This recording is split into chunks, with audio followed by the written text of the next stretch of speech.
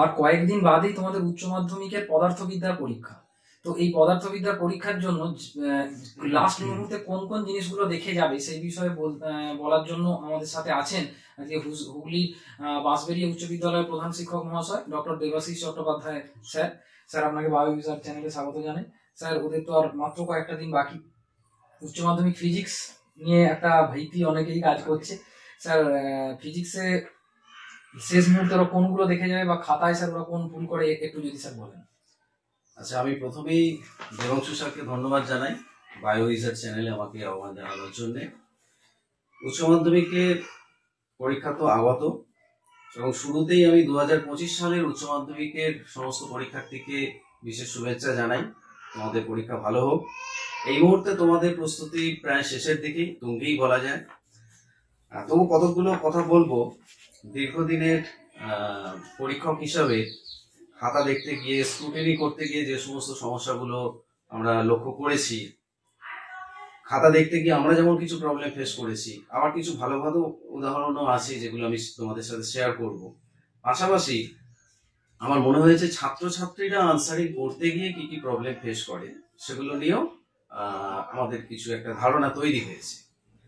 আজকে শুরুতে আমি এই ভিডিও শুরুতেই আমি যেটা বলবো সেটা হচ্ছে যে কোনো সাবজেক্টে, শুধু পদার্থবিজ্ঞান বলে নয়, যে কোনো সাবজেক্টেই ভালো স্কোর করার জন্য তোমাদের যে টেক্সট বুক এবং তার সাথে অন্তত পক্ষে একের বেশি হলে ভালো কিছু রেফারেন্স বুক কিন্তু তোমাদের থরলি পড়তে হবে।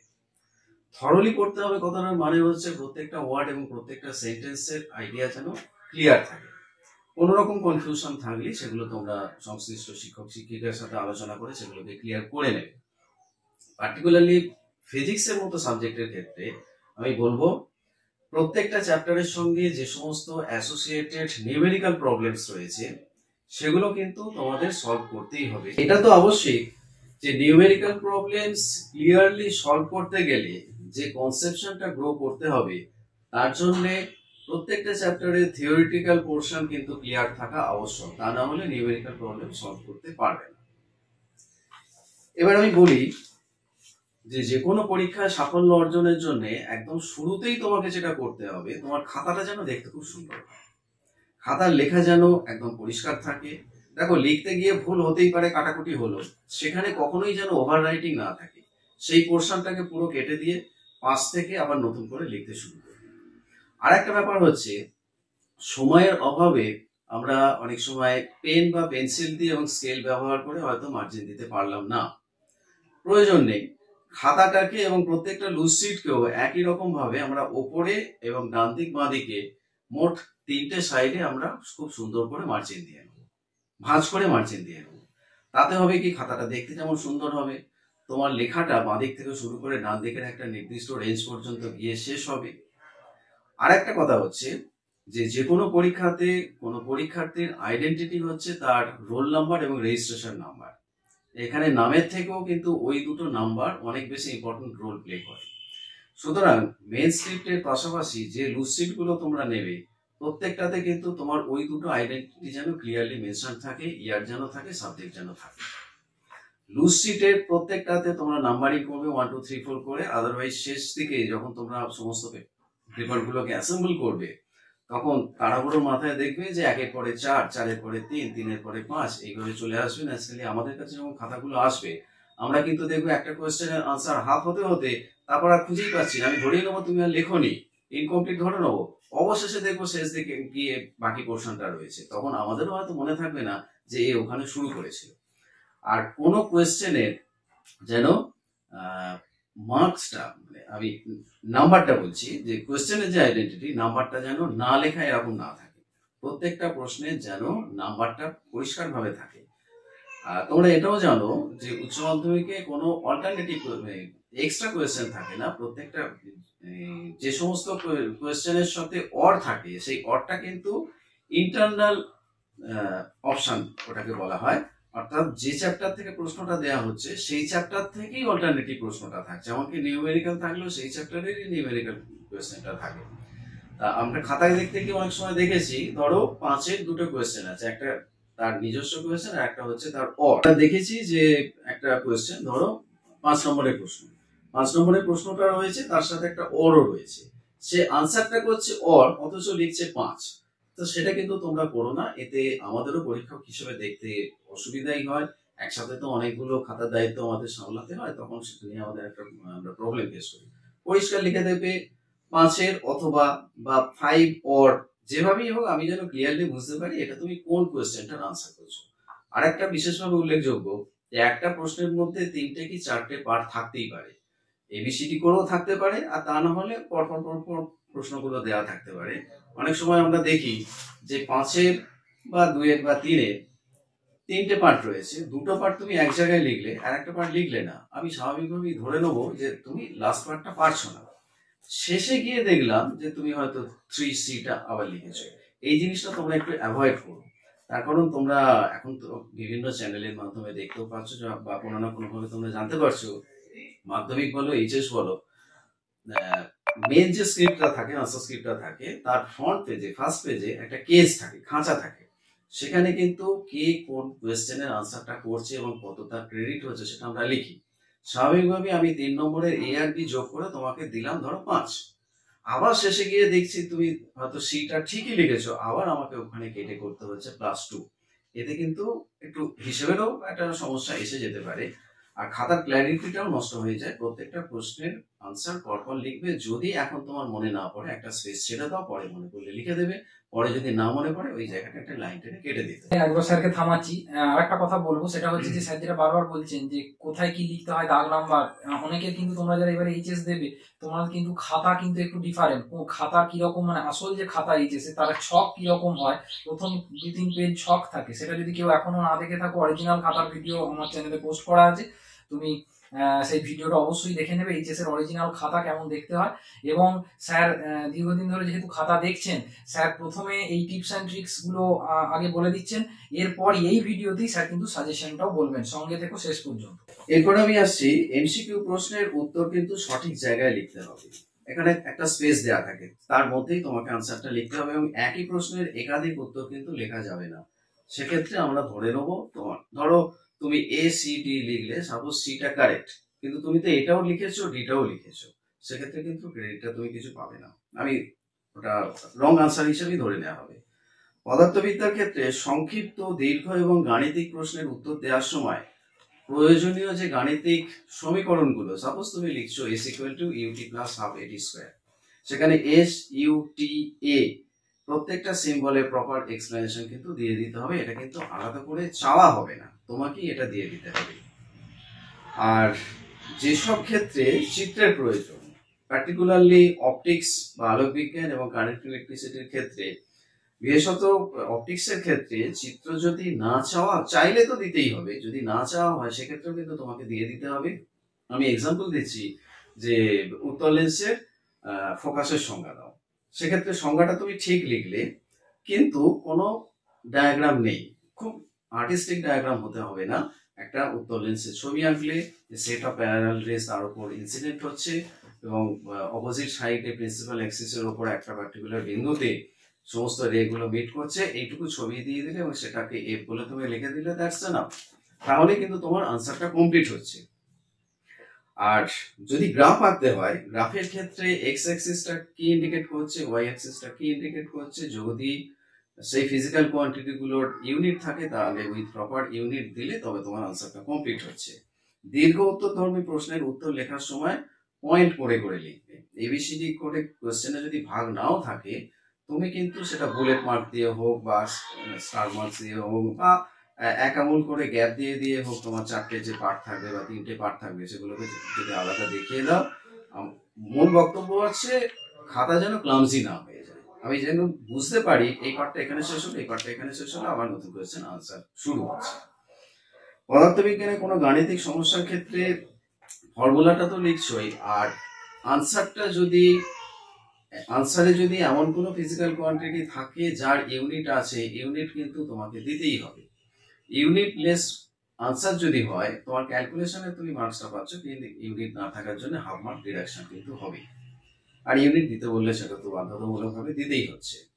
2 নম্বরের প্রশ্নগুলো কিন্তু মনে রাখবে যে অতি সংক্ষিপ্ত নয়, যেমন আমি উদাহরণ দিচ্ছি যে পুকুরে ঢিল ফেললে সেটি অনুদৈর্ঘ্য তরঙ্গ না তির্যক তরঙ্গ, সেক্ষেত্রে তুমি উত্তর লিখে দিলে জাস্ট তির্যক তরঙ্গ, তাহলে কিন্তু তোমার আনসারটা কমপ্লিট হচ্ছে না, কারণ মার্কস আছে 2।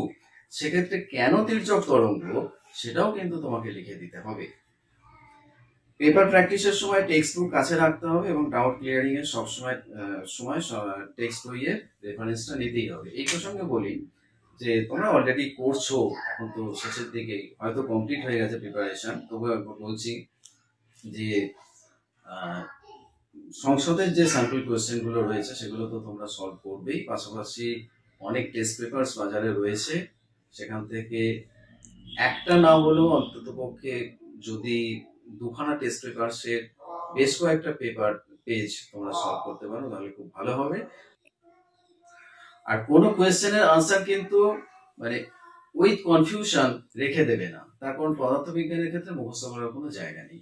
বই থরলি পড়বে, বই পড়ার কিন্তু কোনো বিকল্প নেই। আর একটা দুটো কথা বলি, রাফ ওয়ার্কের যদি প্রয়োজন হয় তাহলে কিন্তু যেখানে তুমি আনসার লিখছো তার পাশে একটা লাইন টেনে নিয়ে সেখানেই তুমি রাফ ওয়ার্কটা করে নেবে।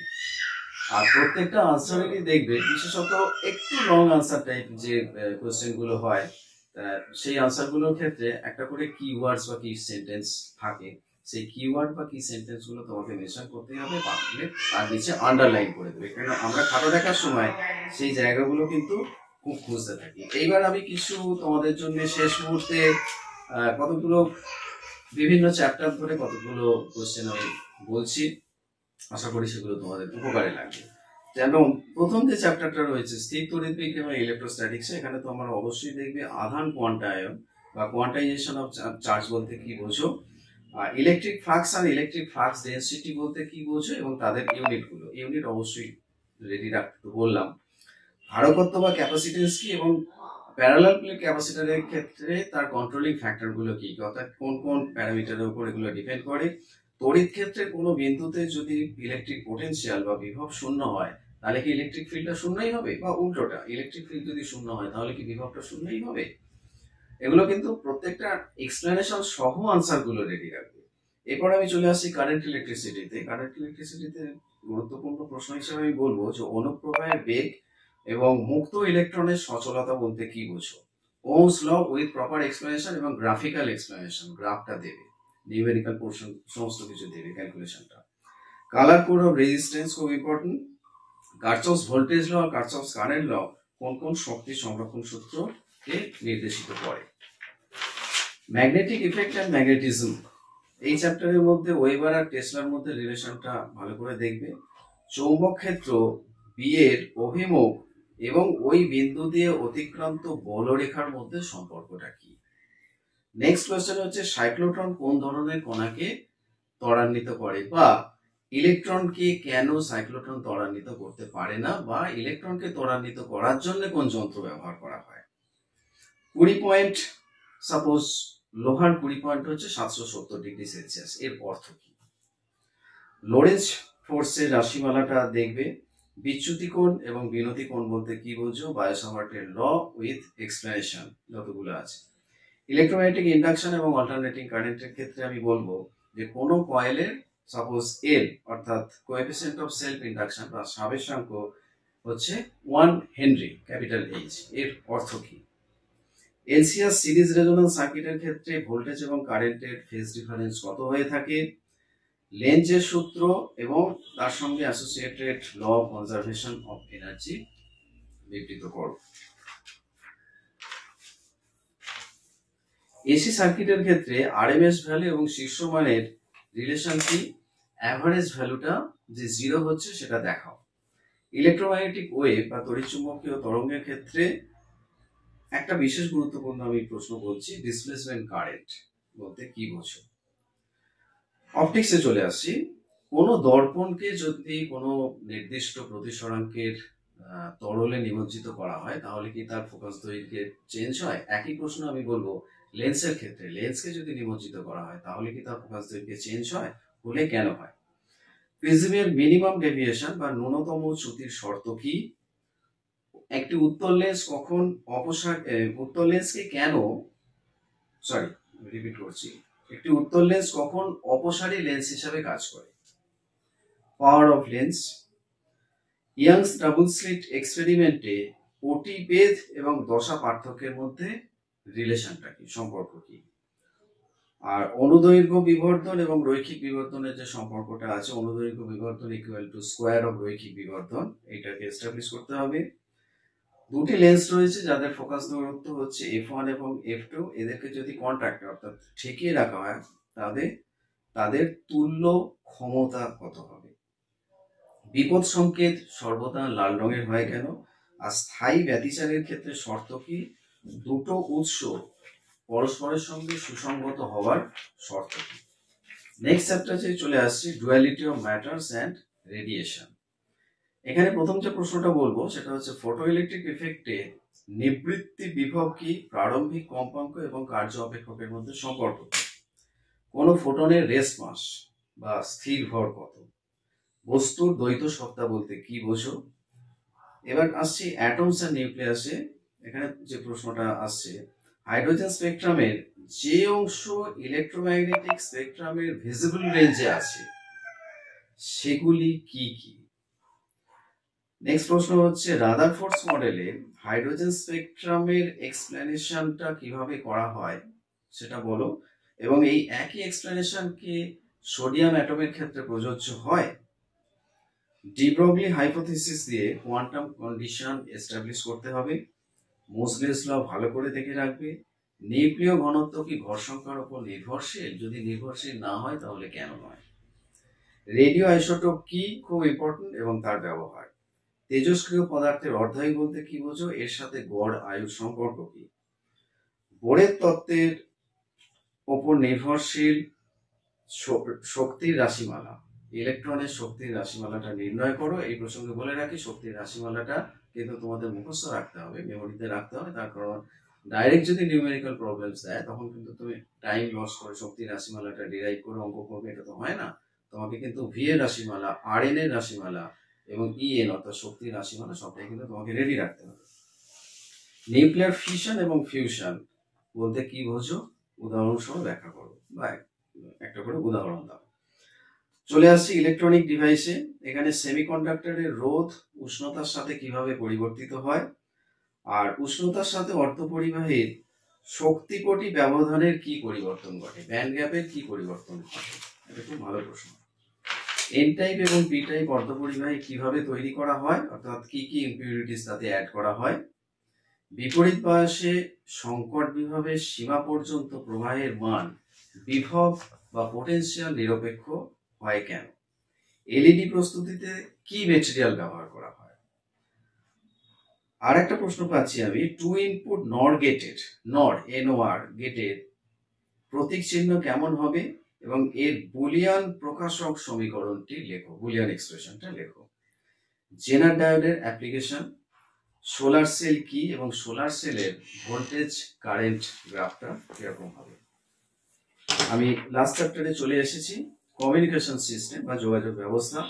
এখানে তোমরা বিশেষভাবে পড়বে অ্যান্টেনা কি, অ্যান্টেনার উপকারিতা কি, অ্যান্টেনা না থাকলে আমরা কি প্রবলেম ফেস করতাম। এলইডি প্রস্তুতিতে কি ব্যবহার করা হয়, অর্থাৎ কি ম্যাটেরিয়াল দিয়ে এলইডি তৈরি করা হয়। টু ইনপুট নর গেট, এনওআর, নর গেটের প্রতীক চিহ্ন কেমন হবে এবং এর বুলিয়ান প্রকাশক সমীকরণ বা বুলিয়ান এক্সপ্রেশনটা লেখো। জেনার ডায়োডের অ্যাপ্লিকেশন লেখো। সোলার সেল কি এবং সোলার সেলের ভোল্টেজ এবং কারেন্টের যে গ্রাফটা আছে সেটা কিন্তু খুব ক্লিয়ার রাখবো। নেক্সট অ্যান্ড লাস্ট চ্যাপ্টারে চলে আসছি কমিউনিকেশন সিস্টেম বা যোগাযোগ ব্যবস্থা। এখানে অবশ্যই পড়বে অ্যান্টেনা কি, অ্যান্টেনার গুরুত্ব কি, অ্যান্টেনা যদি না ব্যবহার করি তাহলে আমাদের কি কি প্রবলেম হতে পারত, সেই প্রবলেমটাকে রিমুভ করার জন্যই তো অ্যান্টেনা আবিষ্কার হয়েছে, সেটা জেনে রাখবে। মডিউলেশন এবং ডিমডিউলেশনের চিত্ররূপ আর মডিউলেশন ইন্ডেক্স বলতে কি বোঝো বা মডিউলেশন সূচক বলতে কি বোঝো। একদম শেষ প্রশ্ন বলছি, দূরবর্তী টিভি সম্প্রচারী উপগ্রহ ব্যবহার করা হয় কেন।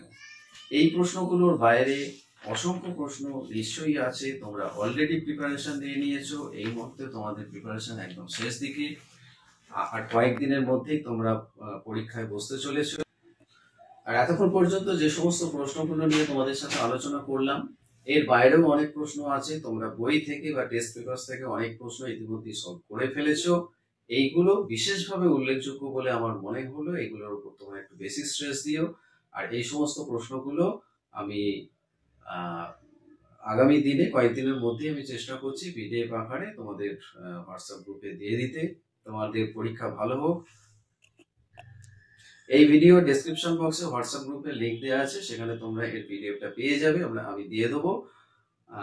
তোমাদের 2025 সালে যে সমস্ত পরীক্ষার্থী উচ্চ মাধ্যমিক পরীক্ষা দিতে চলেছ তাদের প্রত্যেকের প্রতি শুভেচ্ছা রইল। তোমাদের পরীক্ষা ভালো হোক, তোমাদের শুভ হোক।